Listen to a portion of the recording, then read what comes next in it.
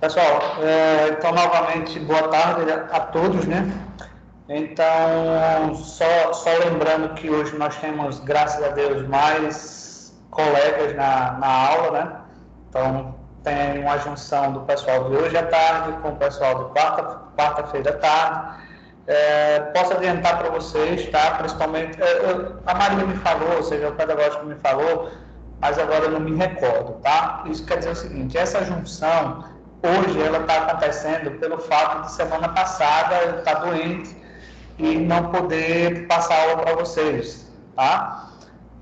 Então, por isso, nós temos essa junção, mas que vai haver uma junção real da turma de vocês, tá? Então, eu creio que daqui para a semana que vem, se o pedagógico não entrou ainda em contato com vocês, ele vai entrar para falar para vocês exatamente dessa junção.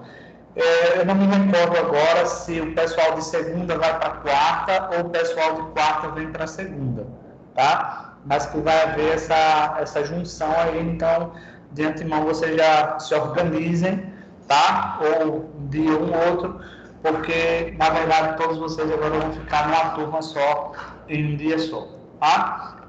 Então, eu já tinha explicado para vocês que hoje a gente faria a prova do módulo, né, de técnicas de CEO, que não deu para a gente fazer na semana passada. Então, como de costume, sempre a gente vem no primeiro momento de aula para revisar esse conteúdo com vocês, tá? Tirar as dúvidas com vocês. Então, eu acho que eu disponibilizei também lá os slides para que vocês pudessem ir estudando. Lembrando que os slides é apenas um resumo do livro, né? Então, claro que eu monto os slides, mas eu pego as informações do livro, a partir daí eu vou reduzindo, claro, vou complementando nas aulas. Então, ele vem a partir de uma revisão aí. Aliás, de uma redução de conteúdo, tá? Mas, lembrando para vocês o seguinte, né? As técnicas de CEO, ela vem com o objetivo de fazer com que a gente possa ter resultados melhores quando conteúdos nossos eles são postados na internet, tá? Ou eles são publicados na internet. Esse livro ele focou exatamente em páginas, por exemplo, vocês viram HTML, viram CSS, então vocês já conseguem ter um conhecimento de como é que funciona, como é que se monta uma página da internet. A partir daí é pesquisa, é trabalho, é estudo, e aí vocês conseguem montar sim uma página, tá? Então, o livro ele veio trabalhando nessa parte aí, que mostrou, eu acho que ficou claro para vocês, que não basta simplesmente a gente desenvolver um site e a gente publicar esse site na internet. Só isso daí não é o suficiente. Então, é necessário que a gente faça com que as pessoas consigam acessar o nosso site. E essa maneira pela qual a gente faz com que os usuários cheguem até o nosso site é exatamente utilizando as técnicas de SEO, ou seja, as técnicas de otimização de buscas, tá? E as buscas, obviamente, elas são feitas através de um conteúdo, cadê aqui? Deixa eu ver aqui. São feitos exatamente através de conteúdo, aliás, de buscadores, né? E esses buscadores são o Google, por exemplo, ou por exemplo, o Bing, que são os dois maiores buscadores. O Lucas colocou o seguinte, ó, importante, aula presencial vai ter ainda? Óbvio, Lucas, que vai ter, claro que vai ter. Tá? Eu não vou afirmar uma data para vocês, porque quase sempre eu já venho falando isso para vocês, e eu creio que vocês estão seguindo, vendo algumas informações sobre isso, né? Então, não depende da gente, tá? Para voltar. A Microcamp ela está querendo fazer tudo dentro dos meios legais, tanto é que, por exemplo, o Antônio está assistindo aula aqui com a gente, mas para que a gente pudesse receber os alunos aqui na Microcamp, ou para fazer trabalho, ou para as pessoas que não estão tendo condições de assistir as aulas online devido, por exemplo, o computador queimou, o celular está com problema, minha internet está ruim, a gente está colocando essa possibilidade de vocês virem assistir as aulas aqui, presencial, mas que, claro, não ultrapasse o limite de 4 alunos em sala de aula. Mas para que a gente pudesse receber isso, a Microcamp ela teve que conseguir essa liberação na justiça, né? Essa liberação na justiça. Por quê? Caso ocorra de alguma escola, como está acontecendo por aí, estarem recebendo os alunos para terem aulas presenciais, isso é uma forma ilegal, né? E essa forma ilegal, ela, claro, que pode trazer alguns prejuízos para a instituição, porque além de multa, por exemplo, a escola ser fechada, então os transtornos serão maiores. Então, obviamente que nós queremos que vocês estejam aqui o quanto antes. Eu, particularmente, se dependesse de mim, já estavam aqui. Isso é uma escolha, assim, é uma posição minha, né? Se dependesse de mim, todos vocês já estariam tendo aula aqui. Mas não é uma coisa que depende da gente e não é uma coisa que apenas a Microcamp está passando por isso, né? Como vocês bem sabem. Então, o governador falou que esse mês nós voltamos, certo? Mas ele não falou ainda uma data, nós já estamos no dia 20 e ele não publicou ainda mais nada, né? Então, nós estamos aguardando ansiosamente, estamos preparados para o retorno das aulas, mas não depende da gente, sim, do governo, tá?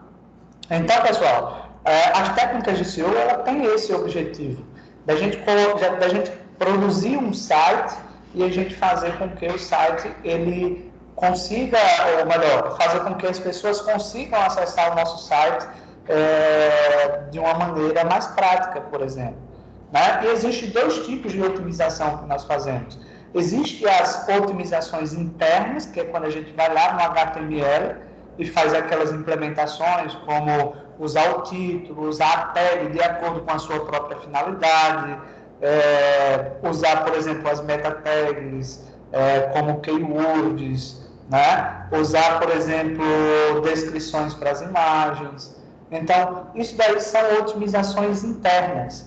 E essas otimizações internas, pessoal, elas dão um resultado classificado como resultado orgânico. E o que seria o resultado orgânico? Aquele resultado que quando a pessoa vai no Google, por exemplo, ou vai no Bing, tá? Ela consegue chegar até a sua loja. Então, se a gente colocar aí, por exemplo, Vanessa montou uma loja de roupas online, por exemplo, um e-commerce, né? Então, ela precisa fazer com que as pessoas saibam da existência dessa loja dela. Então, se ela fez um site, ela tem que elaborar um plano, uma estratégia para que as pessoas consigam chegar até a loja, tá? Então, essas regras, essas otimizações internas, elas fazem com que quando alguém chegar lá no Google e coloque lojas de roupas online em Arapiraca, por exemplo, consiga encontrar a loja da Vanessa, tá? Existe a otimização interna e existe a otimização externa. Então, a otimização externa é aquela otimização que a gente consegue, mas basicamente quando nós pagamos, né, que são aqueles chamados links patrocinados. Por exemplo, detalhe, vão aí pensando nas dúvidas que vocês têm para tirar, né, das perguntas que vocês têm a fazer, tá? Para a gente tirar aqui, depois a gente vai para a prova. Então, por exemplo, se eu colocar aqui, loja, vamos lá, de roupas. Vou colocar aqui, loja de roupas femininas, por exemplo.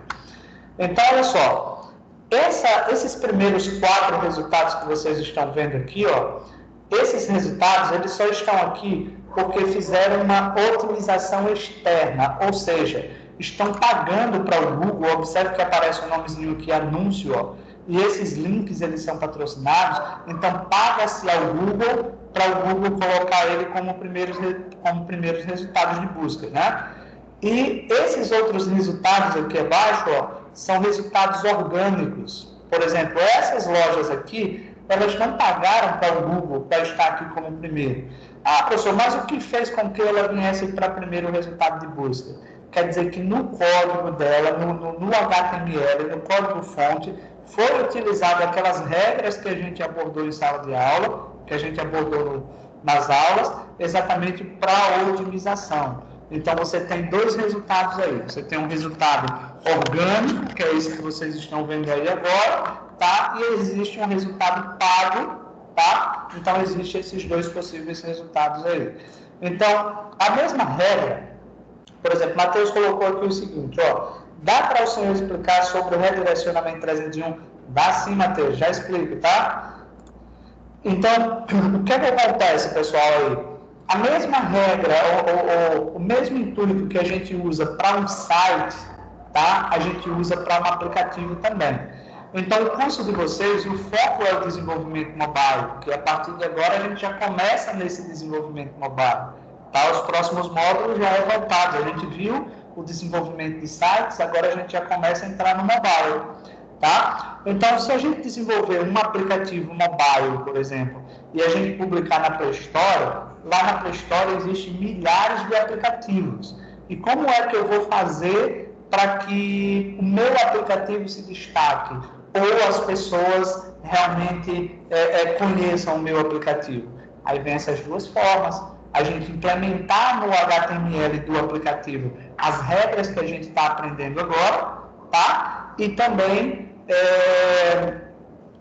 ou pagar para que as pessoas, por exemplo, tenham um conhecimento mais rápido, ou um resultado mais rápido, tá? Só para terminar esse resumão aí e começar a responder as perguntas de vocês, para o Google dar, por exemplo, esses resultados de buscas aqui, tá? Como eu falei, existem essas duas possibilidades.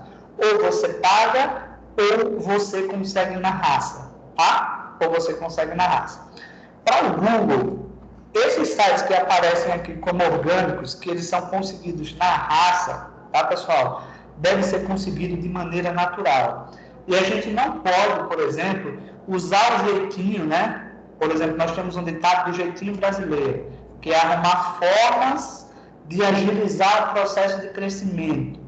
Então, para o Google, esse agilizar, formas de agilizar o nosso processo de crescimento, quer dizer que isso daí é uma prática ilegal. E o Google, ele tem um algoritmo, ou seja, tem um computador com inteligência artificial e um algoritmo, que é algoritmo, quando se fala em algoritmo, ele trata-se de um código, basicamente aquele do HTML, do CSS e tal. Só que lá esse código, ele consegue interpretar tudo o que é publicado na internet.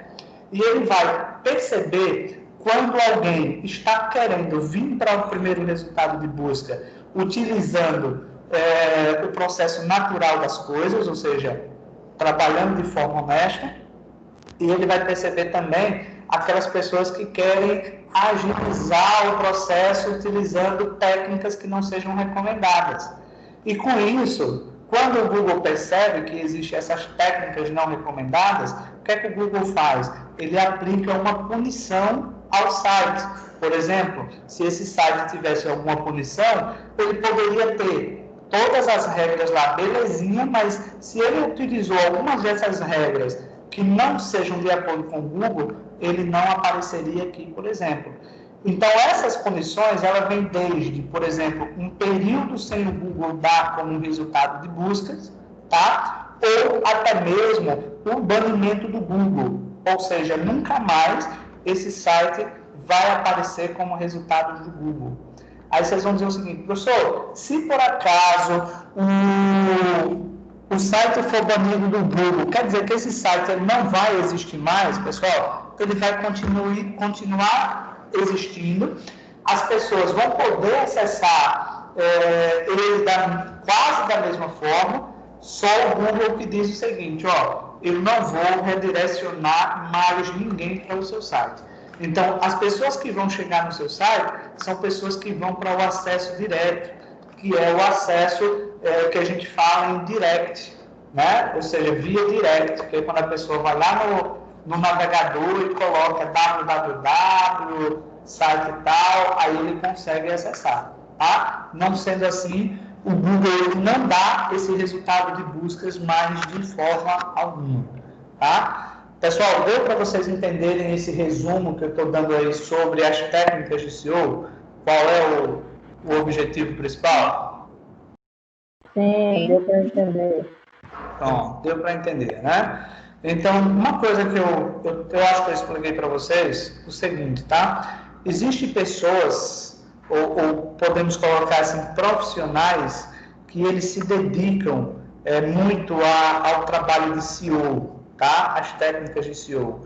E aí o que acontece? As empresas, principalmente as empresas grandes, né? Sites de e-commerce como Magazine Luiza, Americana, Shoptime, que existe uma equipe muito grande por trás, direcionando para o site estar bombando na internet, tá? Existem pessoas que são especialistas em técnicas de SEO.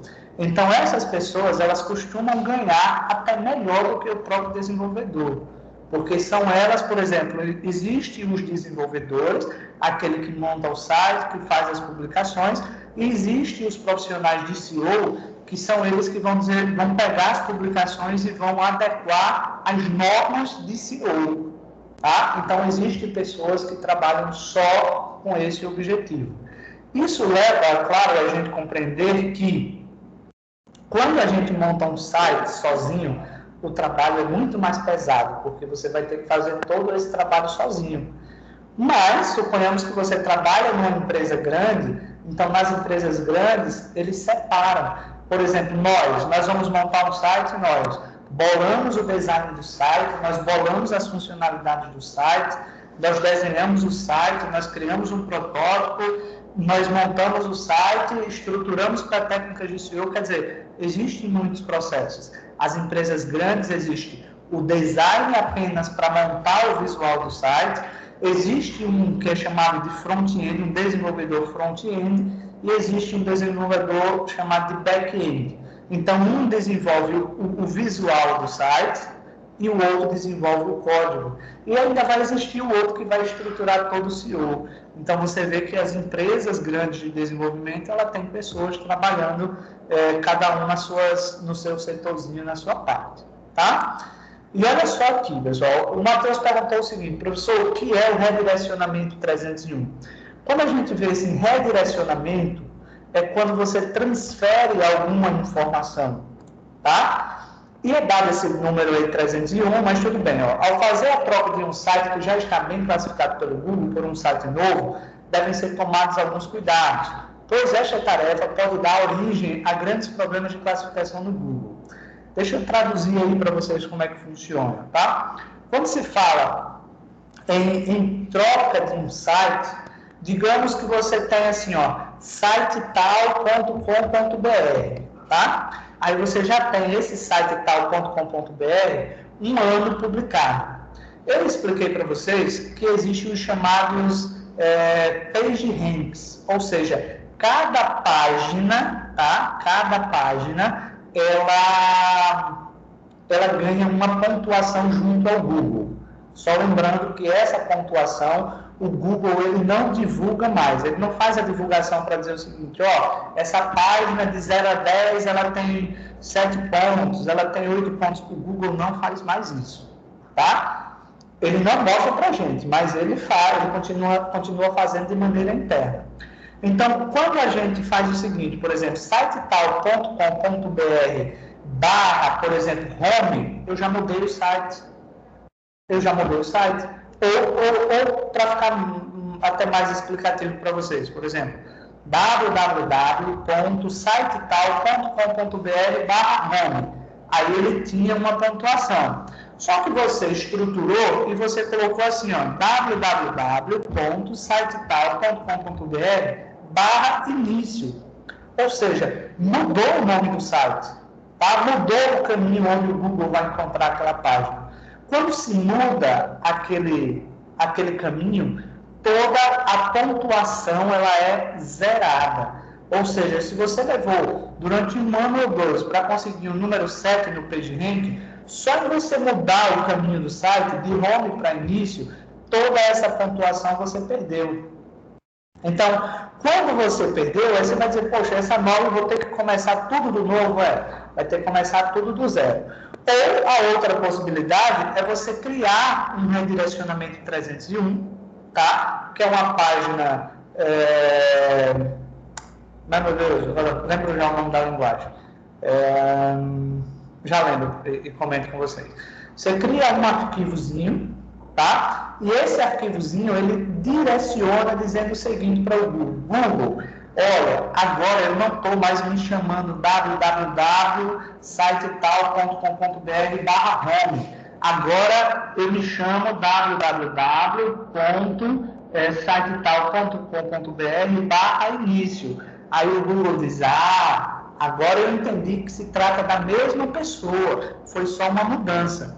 Mas se você não fazer isso, o Google pensa que você está criando um outro site diferente, ou seja, ele vai pensar que trata-se de outro site e não do mesmo que você já tinha.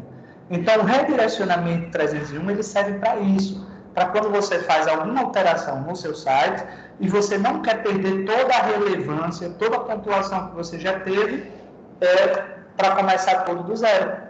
Tá, pessoal? Seria isso daí a funcionalidade do 301. Alguma dúvida? Deu para compreender aí, pessoal? Não tem dúvida não. Oi, não entendi, falei. Eu disse que não tem dúvida não. Wesley, está bem baixinho aí, não estou entendendo. Eu disse que não tinha dúvida não. Tranquilo, agora eu entendi. E aí, Matheus, você que estava com dúvida, aí deu para compreender? E aí, João Henrique, boa tarde. Deu sim, Pronto. agora faz mais sentido. Pronto, beleza. É interessante sempre que vocês perguntem, que vocês tenham a dúvida, porque às vezes acontece o seguinte, como vocês já me conhecem, eu gosto de contextualizar. Eu gosto de pegar uma situação do dia a dia para facilitar a compreensão de vocês. Mas isso, às vezes, eu entendo, mas alguns de vocês entendem, outros não.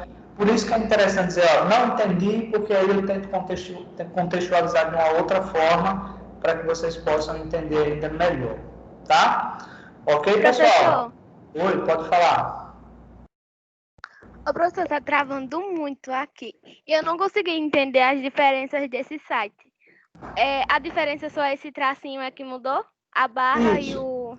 Pronto, olha só.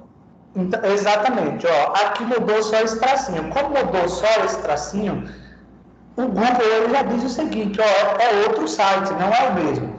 Entendeu? Aí você tem que informar ao Google dessa mudança. Se você não informar para o Google que você mudou, o Google vai pensar que esse novo, esse diferente, já é um outro site, não é o mesmo. Entendeu? Entendi sim, obrigada. Qualquer mudança que você for fazer no nome do site, você tem que criar um redirecionamento 301. Outro exemplo que seria esse redirecionamento 301, que eu até expliquei para vocês que hoje a gente não usa mais, mas que já foi utilizado bastante lá atrás, é quando a gente ia dar uma manutenção no site, a gente criava uma páginazinha e a gente direcionava, por exemplo, quando abria o site, direcionando o seguinte, o site está em manutenção, tá? Dentro de alguns instantes volta tudo ao normal, exatamente para o Google não entender que o cliente levou uma porta na cara. Porque a lógica das técnicas de SEO compreende basicamente como se você tivesse uma loja. O Google, na verdade, entende que o site é como se você tivesse uma loja que você vendesse algum produto. Tá? E que a sua loja tem que ser organizada para ganhar pontuação com o Google. Ou seja, os preços têm que estar bem descritos, a linguagem, o visual da loja, a organização dos produtos na loja. Tá? Então, o Google entende que o seu site é uma loja. Então, se a loja tem que estar organizada, abrindo e fechando nos horários normais, o site também tem que estar tudo no padrãozinho, tudo bonitinho. Certo? Vamos lá, pessoal. Mais dúvidas aí, por favor? Deixa eu ver, alguém mandou alguma mensagem aqui no WhatsApp. Vamos ver. Tá. Ok, vamos lá. Pessoal, mais dúvidas, por favor? Nós temos aí mais de 20 pessoas hoje online. Diga logo que vocês não têm dúvida, né? Vocês estudaram aí, não tem dúvida nenhuma. Vamos lá, Cauã. Então, o Matheus colocou aqui, professor, o que é um sitemap? né? Sitemap, ele vem o quê? Vem de mapa do site, tá? Então, mapa do site, eu até estava pesquisando aqui, deixa eu ver se eu encontro, que eu estava olhando hoje de manhã, dando deixa eu ver aqui, viu? Só mostrar para vocês entenderem, tá? Mercado, deixa eu ver aqui, mercado público.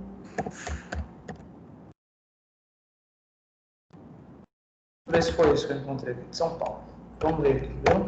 Deixa eu ver se eu consigo dar um exemplo para vocês do que é um mapa do site. Tá, deixa eu ver aqui se a internet me deixa. Eu encontrei hoje de manhã, mas não... tá. Deixa eu ver aqui, não sei se foi shopping, meu Deus. Não, foi não. Não sei se foi imagens.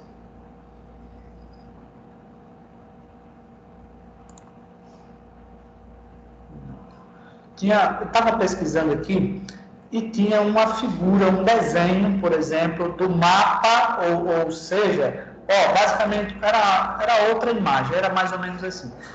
Onde aqui, por exemplo, se você vai para visitar o mercado público, um exemplo de São Paulo, no mapa do site você consegue saber, por exemplo, onde você encontra, porque lá está organizado as lojas, por exemplo, quitandas ficam um próximo do outro, restaurantes ficam um próximo do outro.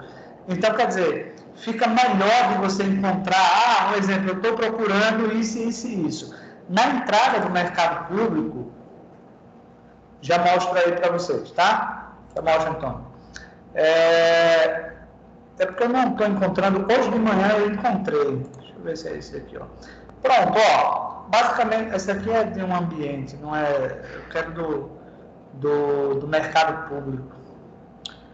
Na pessoa que quer, você não encontra, né? Mas, enfim, como é que funciona isso daqui? Então, se eu vou para o mercado público, quando você chega no mercado público, por exemplo, de São Paulo, tem um outdoor, tipo um banner grande logo na entrada, que ele vai dizendo, se você entrar à esquerda, se você entrar à direita, aqui você vai encontrar os restaurantes, aqui você consegue encontrar isso, aqui você consegue encontrar aquilo. Quer dizer, fica mais fácil você encontrar aquilo que você está buscando. Por exemplo, você vai no shopping aqui em Arapiraca, logo na entrada não tem o mapa do shopping, né? Como é que você vai fazer para chegar, por exemplo, na praça de alimentação, um exemplo. Lá no shopping tem dizendo isso. Então, isso é um mapa, é como você chegar a um determinado local. O sitemap, ele funciona exatamente da mesma maneira, tá? Deixa eu abrir aqui um site, só para vocês verem aqui, para vocês compreenderem melhor. Deixa eu ver aqui. Eu acho que foi até esse daqui que eu coloquei, que ele tinha o... Deixa eu ver aqui, né? Queria mostrar. Deixa eu ver aqui, viu? Isso aqui ele está dizendo que vai encontrar em cada parte, por exemplo, mas ele não mostrou aqui ainda o... pronto, pessoal, era exatamente isso aqui que eu tinha visto. Então, existe todo o caminho de como você se locomover no local lá, né? Lá no mercado. Por exemplo, onde você vê a cozinha ali lá, são quitandas. Aí se você vir aqui, a quantidade de quitandas que tem no mercado. Aí os vermelhos são os açougues, a quantidade. Aí, quer dizer, você consegue chegar até a loja que você deseja de uma maneira bem mais prática, tá? O mapa do site, basicamente, ele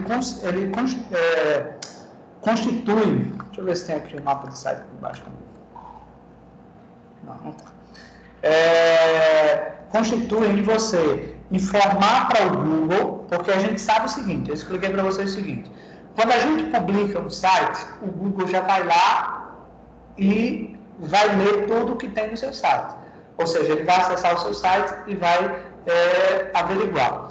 Quando você coloca um arquivo, que é um sitemap, tá? Então, a gente coloca um arquivozinho lá um arquivo XML lá na pasta principal do seu site, onde a principal funcionalidade dela, deixa eu procurar aqui, ó, a principal funcionalidade dela, vou colocar aqui, quarta tarde.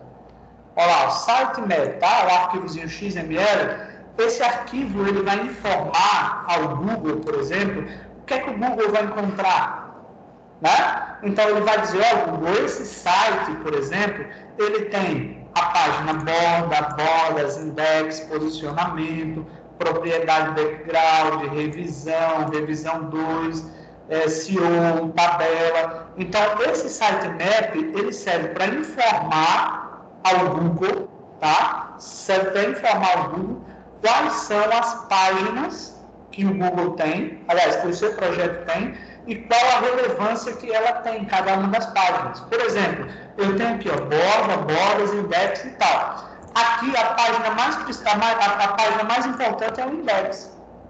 Então, através do sitemap, eu informo, por exemplo, ao Google que eu tenho várias páginas, mas a página principal é exatamente o quê? O index, por exemplo. Observa que o arquivo é um XML, tá? A linguagem XML geralmente a gente usa com o objetivo de configurar, né, de configuração.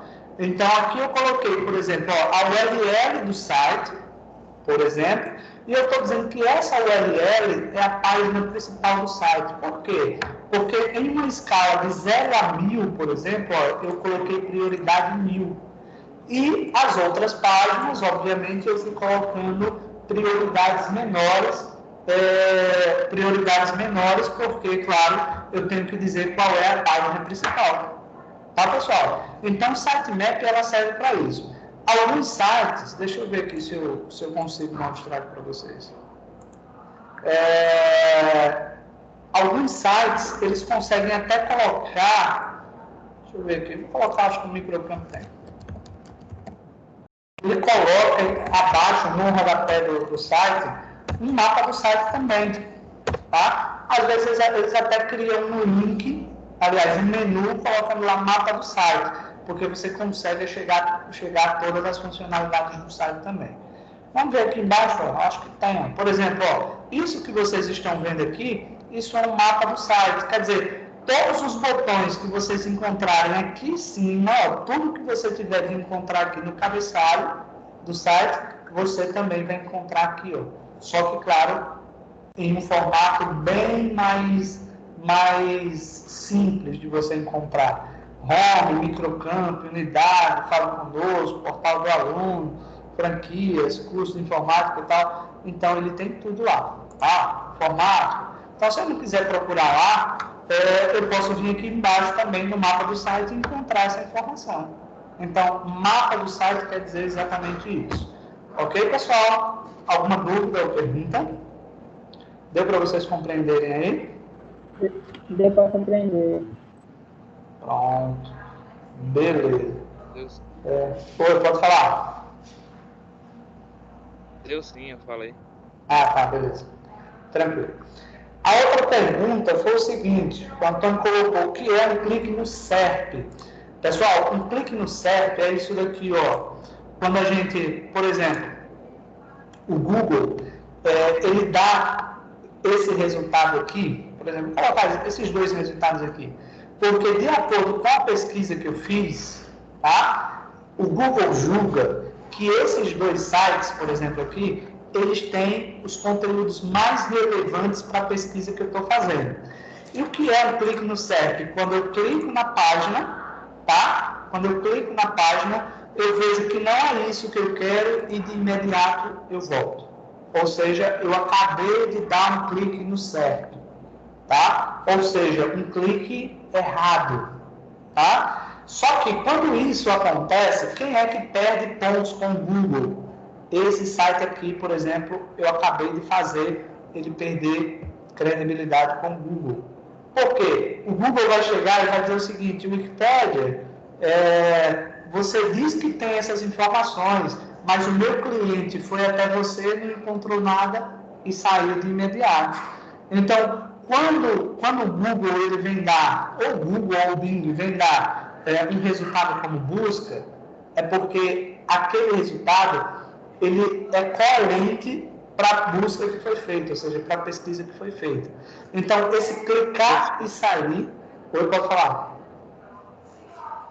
Existe um tempo determinado para sair da página ou é qualquer hora que você clicar e sair?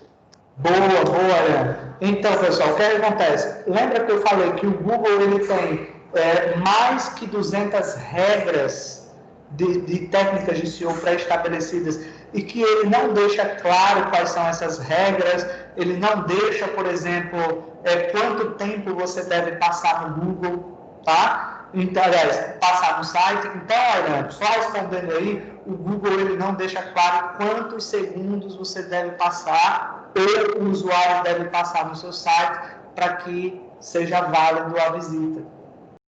Então, isso ele não deixa claro também. Eu creio que seja alguns segundos, ou seja, claro, não sei se vai chegar a 1 minuto, né? Mas eu creio que 20 segundos, ou menos que 20 segundos, mais ou menos aí, eu creio que seja considerado um clique no site. Então, quando eu clico, por exemplo, no site, cliquei aqui no site, e eu faço alguma movimentação, de acordo com a minha lógica também, possa ser que isso já seja considerado um acesso válido. Mas só eu clicar e voltar, eu estou clicando no SERP. Então, eu estou gerando, por exemplo, uma pontuação negativa para esse site.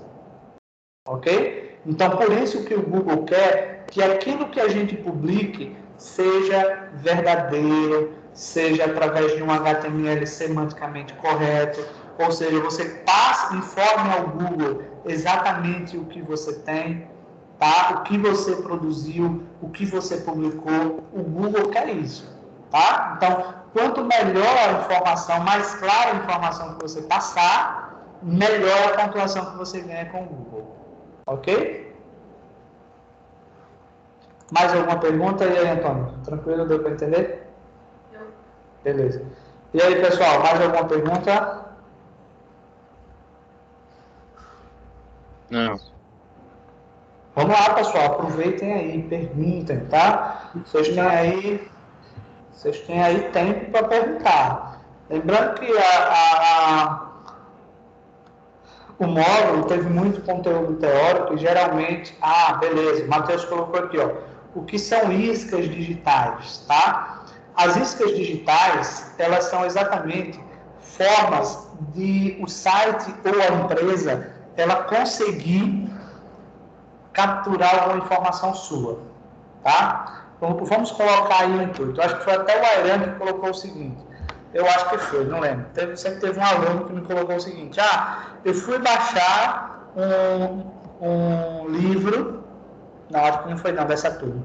Professor, eu fui baixar um livro e para baixar o livro eu tinha que colocar o meu e-mail. Então, qual era a isca? A isca era exatamente o quê? O livro. Então, as pessoas acessaram o livro, aliás, acessaram o site para baixar o livro, mas para baixar aquele livro eu tinha que colocar o meu e-mail. Aí você vai dizer, professor, só isso? Sim. Mas, claro, você tem que arranjar uma forma de convencer esse cliente de alguma maneira. Vamos colocar uma ideia. Essa pessoa que me falou, ela disse o seguinte, pessoal, professor, logo depois que eu coloquei o meu e-mail, eu já recebi uma mensagem no meu e-mail oferecendo um curso.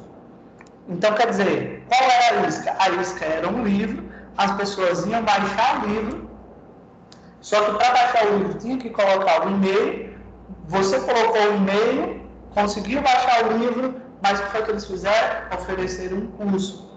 Né? Tentaram convencer você de alguma outra maneira, tá? Então a isca é quando você usa, por exemplo, iscas digitais, é quando você usa no seu site, no seu aplicativo, uma forma que atrai um usuário a vir usar o que você produziu, tá? Mas que de alguma forma você vai vender algum produto por fora, tá? Por exemplo, vamos colocar aí uma outra ideia. Você cria um site e nesse site você coloca, por exemplo, jogos.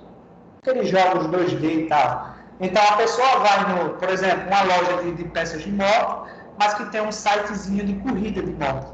Aí você vai dizer o seguinte, eu não estou fazendo nada, eu vou acessar o site e tal para jogar. Chegar lá, eu estou jogando, beleza, mas para jogar ele pede o quê? O e-mail, né? Ou mesmo que ele não peça o e-mail, mas você está jogando e vai aparecer propagandas. Não é isso que acontece quando a gente instala os joguinhos no celular? Né? Qual é a isca? O jogo. Mas na hora do jogo, o que acontece? Aparece publicações de produtos, tá? Então, quer dizer, isso são iscas digitais. E essas iscas, elas existem diferentes tipos de iscas. O que você tem que fazer na isca é exatamente pensar numa estratégia para conseguir ganhar, por exemplo, o seu cliente. Então, vamos colocar outra ideia aí. Um supermercado, ela coloca, por exemplo, uma promoção de uma bebida tal, só que aquela bebida tal só tem um sabor, um exemplo. Então, só aquele sabor é mais barato, os outros são mais caros. Então, as pessoas foram atraídas pela promoção de um produto tal, mas quando chegou lá, tinha só um, os outros não estavam em promoção. Aí a pessoa vai dizer o seguinte, mas o que está em promoção não é o que eu quero, tá? Então, se não é o que eu quero, eu vou comprar o outro mais caro, por exemplo. Então, isca é isso daí, é você atrair o seu usuário ou o seu cliente para que ele possa comprar ou, por exemplo, lhe bonificar de alguma maneira, tá? Alguma dúvida aí, pessoal, sobre iscas digitais, por exemplo? Não. De boa, né? Vamos lá. O Antônio colocou o seguinte, professor, como eu faço para evitar comissões? Então, lembrando o seguinte, tá, pessoal? O Google, ele tem um supercomputador com um algoritmo super trabalhado. Então, você não imagine que você vai estar enrolando uma pessoa, tá? Não pense que você vai dizer o seguinte, eu vou fazer algo para enrolar o Google. Não vá fazer isso. Por quê? Imagine, você é uma pessoa só. Lá no computador tem ideias e regras de um monte de funcionários, de lógicas de pessoas que têm uma imaginação superdotada. Então, qualquer prática que você tente, por exemplo, alavancar a sua pontuação com o Google da maneira ilegal, gera-se uma punição. Então, para não ter punição, é você trabalhar de maneira correta. E o que seria trabalhar isso de maneira correta? Por exemplo, o HTML semântico. Não sei se vocês se recordam. Alguém recorda aí o que é um HTML semântico? Lembra o que é? Bem, pessoal, o que é ser um HTML semântico?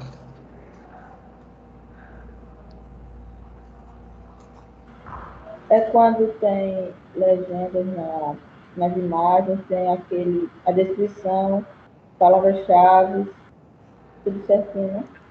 Isso, tudo certinho, Wesley, é isso mesmo. Então, o HTML semântico é quando a gente usa as tags de acordo com a sua própria finalidade. Por exemplo, nós temos o H1, 2, 3, 4, 5, 6. Ou seja, título 1, 2, 3, 4, 5, 6. A gente sabe que, claro, o H1 ele provoca um texto maior, mas o objetivo do H1 não é trabalhar com texto. Aí você diz o seguinte, eu vou colocar texto grande, eu vou repetir o H1 várias vezes na página. Não, o H1 é o texto mais importante da página. Então, ele só deve ser utilizado apenas uma vez. Se você usar várias vezes o H1, você não está trabalhando com o HTML semanticamente correto. E aí, o que acontece? Você perde ponto ali. Eu vou colocar, por exemplo, textos ocultos, porque o Google diz que eu tenho que utilizar entre 5% e 7% daquela palavra-chave na página. Então, se ao todo eu tenho lá, vamos colocar 1000 palavras, eu tenho que utilizar 50 palavras iguais. Né? Então, é muita coisa. O que eu vou fazer? Vou colocar palavras ocultas. O Google vai descobrir. Certo? Como o Wesley colocou, colocar a descrição na imagem, colocar título certinho, utilizando todas as regras. Então, isso é o HTML semanticamente correto, tá? Vanessa colocou aqui, o que é um link build? Deixa eu dar uma afilada aqui, que agora me deu um esquecimento desse link build. Deixa eu procurar aqui.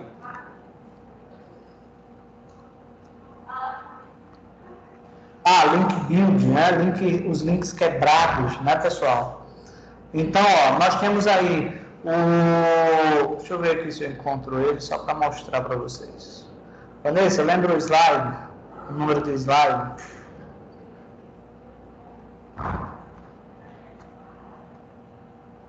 Deixa eu ver se eu encontro aqui. Mas são os links quebrados, tá, pessoal? Deixa eu ver aqui só se eu acho aqui, só para mostrar para vocês. Tem os links, tá? Aí tem os links quebrados, redirecionamento, HTML semântico, validação.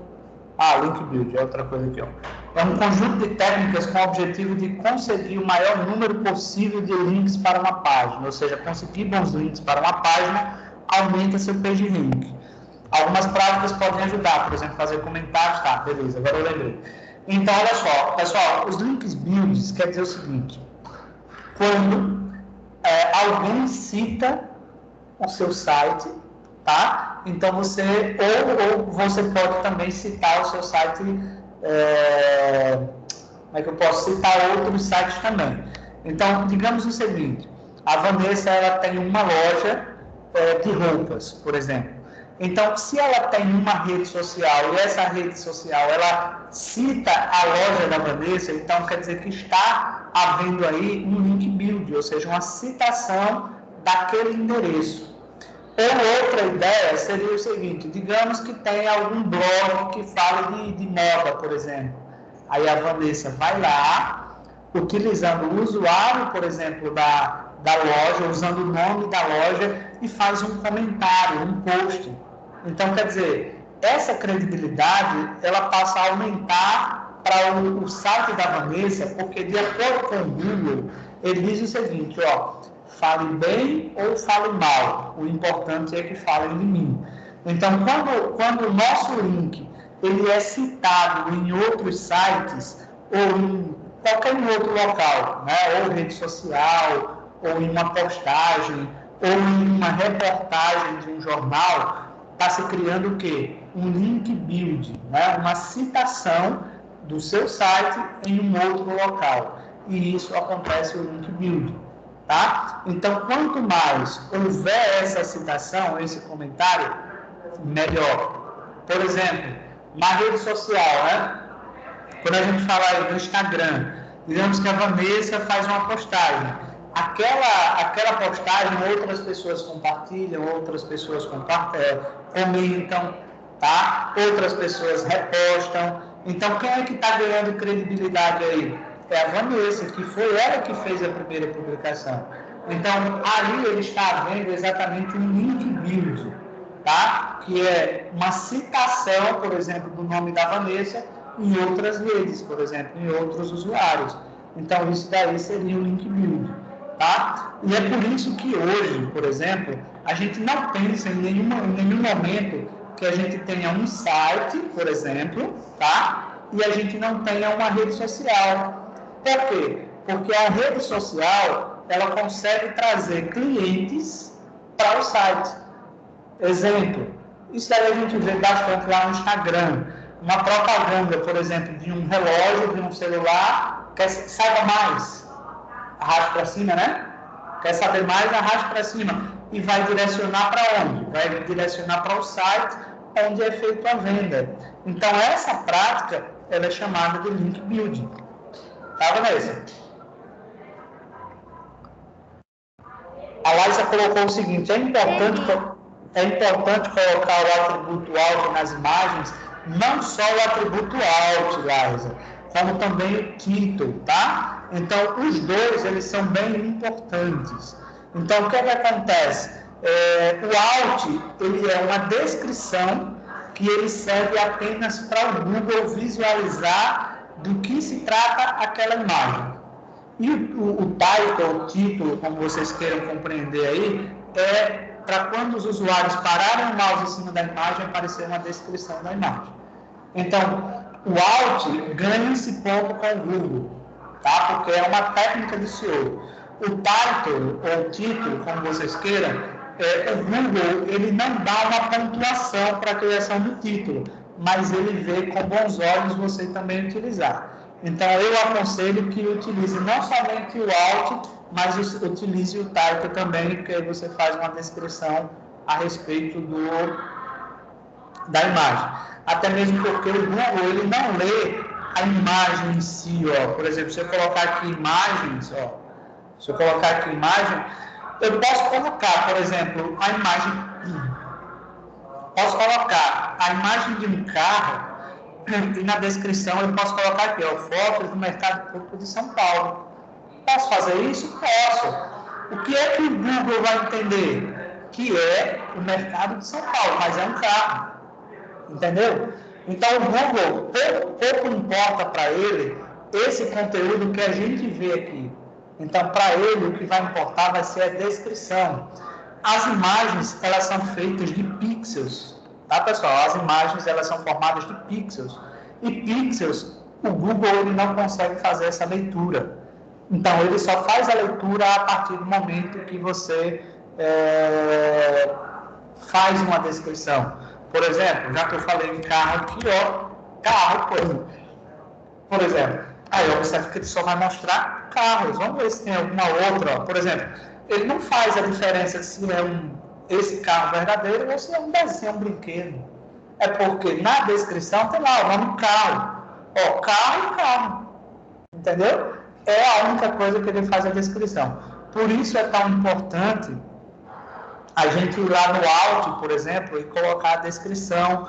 Por exemplo, se você vai colocar esse carro aqui, ó, Volkswagen, mostra o carro do futuro, ou seja, tal.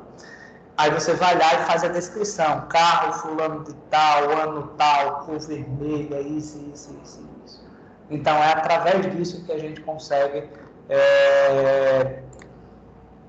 chegar até a imagem ou até o produto. Tá? A mesma coisa, por exemplo, eu estava... Deixa eu voltar aqui. Deixa eu colocar aqui, ó, notebook, por exemplo. Eu estava procurando por esse notebook aqui. Tá? Então, olha só. Eu coloquei as informações aqui, ó, mais precisas. Tá? Coloquei as informações mais precisas. Quando eu coloco as informações mais precisas, ele vai buscar o computador exato. Então, quanto mais claro eu faça isso, melhor vai ser para o usuário. Se eu colocar aqui imagem, por exemplo, observa que ele vai dar lá a imagem. Entendeu?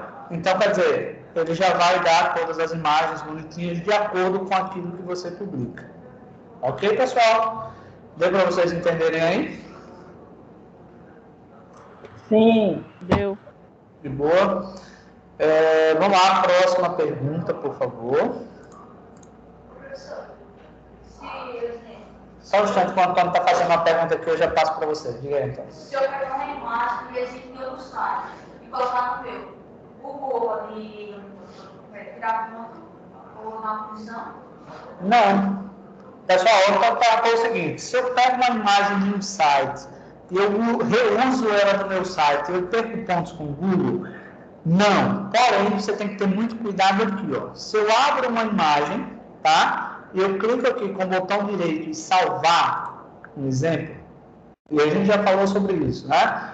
Observa que ele vai dar esse nome aqui, ó. Tá vendo? Ele vai dar esse nome aqui, que é a referência. Eu tenho cuidado no que eu faço aí. Entendeu? Porque se o nome do arquivo eu deixo ele todo com esse código aqui, eu posso, por exemplo, no código estar citando em algum momento o nome do site que eu peguei. Então, se eu salvo essa imagem, por exemplo, o que é que eu faço aqui? Ó? Vou salvar, eu vou vir aqui, imagens, por exemplo, ó, vou procurar aqui o computador, que eu não sei onde é que está. Se vocês viram, me avise aí que eu não estou vendo nada. Putz, salvei aqui. Tá em algum canto, aí que estou meio cego. Mas enfim, vamos lá. Se eu pego qualquer imagem dessa daqui, qual é o correto, por exemplo, de eu fazer? Vou lá renomear e eu coloco lá, por exemplo, torta, por exemplo, doce de leite e blá blá blá. Outra coisa que, ó, já fiz, já renomeei, né? Tá em algum canto por aí. Vamos lá, aqui, ó, torta doce de leite, tá aqui, tá? Só que, o que é que eu aconselho que se faça? Trabalhe a imagem. Não é você só simplesmente pegar a imagem e repostar. Lembra que eu falei que o correto é a gente levar para o Photoshop, a gente editar, deixar ela com o tamanho mais reduzido possível? Entendeu? Outra dica, mas eu posso utilizar exatamente a imagem desse jeito? Posso, porque, por exemplo, um site de notícias, ele não vai manipular a imagem para publicar, mas se observa que abaixo da imagem ele cria uma descrição dando o crédito daquela imagem para fulano de tal. Então, essa seria a forma correta de se fazer. Entendeu? E que eu digo ainda mais para vocês, tá? Vai trabalhar com imagens para redes sociais, aliás, para o... Agora apareceu o computador aqui. Você vai trabalhar com imagens no site, no aplicativo, passa a utilizar bancos de imagens. Por quê? Os bancos de imagens são mais, deixa eu ver aqui, viu? São mais difíceis de coincidir. Por exemplo, o Antônio usou no site dele essa imagem da torta e outra pessoa usar igualzinho. Então, se você fizer uma pesquisa aqui, ó, banco de imagens, ó, banco de imagens, pessoal, existe uma infinidade de bancos de imagens. Por exemplo, existe esse estoque aqui, mas ele é pago, tá? Você fazendo o cadastro nele, dá direito a você baixar 10 imagens gratuitas. Passou disso daí, você vai ter que pagar, tá, pessoal? Então, por exemplo, vou colocar aqui fotos, vamos ver aqui. Agora, sim, são imagens de alta qualidade, inclusive é da Adobe, né? Esse banco de imagens, ele pertence à Adobe. Então, ó, são imagens que você pode ir no Google e você não encontra. São imagens diferentes, tá? Existe o Adobe Stock, que é esse daqui. Tá abrindo ali, deixa eu mostrar outros aqui. Observe que até tem um curso mostrando aqui, 17 bancos de imagens gratuitos na Udemy. Beleza. Aí existe esse Shootstock aqui também, que ele é pago, mas quando você faz o cadastro, você consegue baixar algumas imagens gratuitas, tá? Então, inclusive, esse Shootstock é dos maiores bancos de imagens do mundo, tá? Então, novamente, são imagens que vocês não vão encontrar fazendo pesquisas no Google, tá? São imagens diferentes, ok? E existe o meu preferido, existe o FreePic também, que está aqui, que eu já usei bastante. Existe esse Pixabay, que é um dos maiores do mundo também, e que ele é gratuito, então você não consegue encontrar essas imagens no Google também. E você escolhe se você quer, por exemplo, doar algum dinheiro ou não. Inclusive, você pode compartilhar, porque é um banco de imagens, e você pode, um exemplo, suponhamos que você gosta de fotografia, você tira a imagem na melhor resolução que você puder, e você, cadastrando aqui, ó, no Pixabay, você pode upar a sua imagem para cá, tá? Então, na hora de baixar, por exemplo, você escolhe se você quer doar ou não. Tem uma opçãozinha aqui, ó. Aliás, tem algum canto aqui que eu posso doar ou não aquela imagem. Aliás, doar alguns reais para quem publicou essa imagem ou não. Por exemplo, essa pessoa aqui, ela publicou 76 imagens, por exemplo. Tá? Eu já fiz o teste, eu publiquei, eu nem sei se eu ganhei algum dinheiro, eu acho que não, né, porque eu publiquei, foram poucos. Mas eu já fiz o cadastro aqui, já fiz teste, né? Então, eu tenho ela até como uma comunidade mesmo, para você baixar. Aqui você escolhe se você quer baixar fotos, se você quer imagens vetoriais, por exemplo. Você consegue baixar, por exemplo, um vetor do Illustrator. Vou colocar aqui carro, por exemplo. Vendo, ó? Se você, essa primeira parte aqui, ela é paga, porque ela é daquele shootstalker, tá? Mas, suponhamos, se você quiser baixar essa Kombi aqui, e você quiser modificar as cores dela, ela é toda editável. Todos esses carros aqui são vetores, por exemplo, você pode pegar ele e pode editar. Porque na hora de você baixar aqui, ó, vamos ver aqui, ó, baixar, ó, aí você baixar aqui, ó, desenho vetorial, aí ele fica editável. Se você quiser baixar a imagem, por exemplo, PNG, você baixa aqui. Então, assim, o Pixabay, ele é um site muito bom, muito legal, inclusive eu uso muito ele. Sempre que preciso de imagens, eu venho aqui, tá? E existe, ó, o FreePic também, tem esse Shopify também, tem um monte de bancos de imagens aí, tá? Então, o cuidado, basicamente, é você trabalhar essa imagem antes de você publicar, ok? Então, são imagens show de bola, tá, pessoal? Vamos lá, mais alguma dúvida, mais alguma pergunta? Hein, pessoal? Mais dúvidas, mais perguntas? Antônio não tem? E aí, Wesley? Tá falhando, Wesley? Repete aí novamente.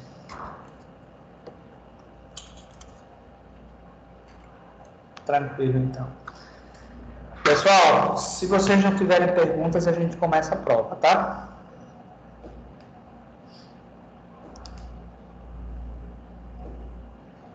Beleza. Pessoal, deixa eu logo comentar um negócio com vocês, tá? Eu apliquei essa prova, por exemplo, não é que eu estou dando ideias não, tá? Mas eu estou só colocando aí para que todos não se prejudiquem. Teve um engraçadinho, que eu descobri quem era, obviamente. Conversei com ele, em outra turma, pedi para que isso não acontecesse mais. Claro que tem como eu descobrir, porque tem um IPzinho de vocês no meu relatório de prova, então eu sei quem foi que entrou, tá? Porque você vai responder uma com o seu nome, e você vai, por exemplo, digamos que eu queira saber só quais são as respostas corretas, digamos assim. Aí, na resposta de vocês, tem um IP. Aí, um filho de Deus foi lá e colocou um nome esquisito, marcou qualquer questão só para descobrir quais eram as questões corretas. Descobre, tá, pessoal? Só que quando eu olhei lá no relatório, tá lá um IP aqui e o mesmo IP com fulano de tal. Então, eu conversei com o carinha, eu apliquei outra prova diferente e ficou como sobreaviso. De vocês eu vou fazer diferente, tá? Se por acaso alguém fizer isso daí, eu cancelo a prova de todo mundo, ok? Todo mundo vai ser prejudicado. Ou seja, a prova vai ser cancelada e a gente faz a segunda prova, que geralmente quem fica em segunda chamada, a prova ela é diferente. Então eu confio em vocês, mas eu estou só alertando sobre esse detalhezinho aí do engraçadinho que queira conseguir as coisas de uma forma mais fácil. Ok? Deixa eu logo fazer a frequência de vocês aqui e em seguida eu já libero, tá? Só um minutinho eu já libero vocês para ó.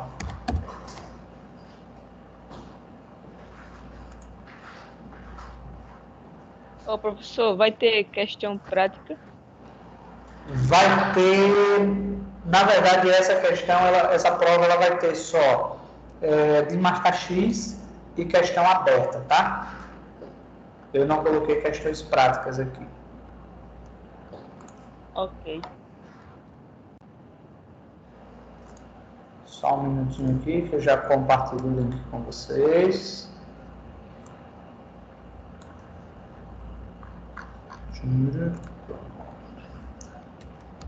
Aqui, Wesley, deixa eu descer, mas... já foi todo, já. Ok. Deixa eu ver aqui mais alguma pergunta. Lázaro colocou, professor, a prova prática vai ser até as 5 ou vai ter mais um tempo? Deixa eu verificar aqui, mas eu creio que vai só até as 5, tá? Dá tempo de vocês responderem. De boa, tranquilo.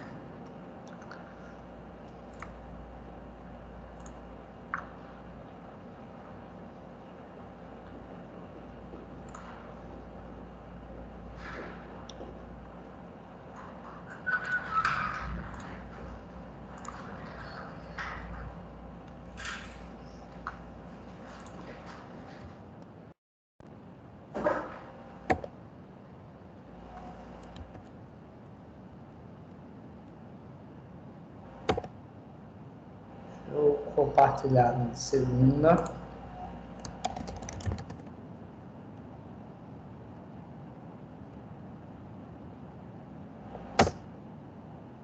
Pessoal, os 2 links já estão lá disponíveis, tá, para vocês. Então, vocês têm 45 minutos aí para responder a prova, dá tempo suficiente, tá, pessoal? Assim que eu tiver um posicionamento do próximo módulo, eu falo para vocês, eu informo vocês, ok? Ok. Beleza? Estão liberados da aula, podem fazer a prova. Tchau. Tá? Tchau aí, para todo mundo. Tchau, professor. Valeu, tchau.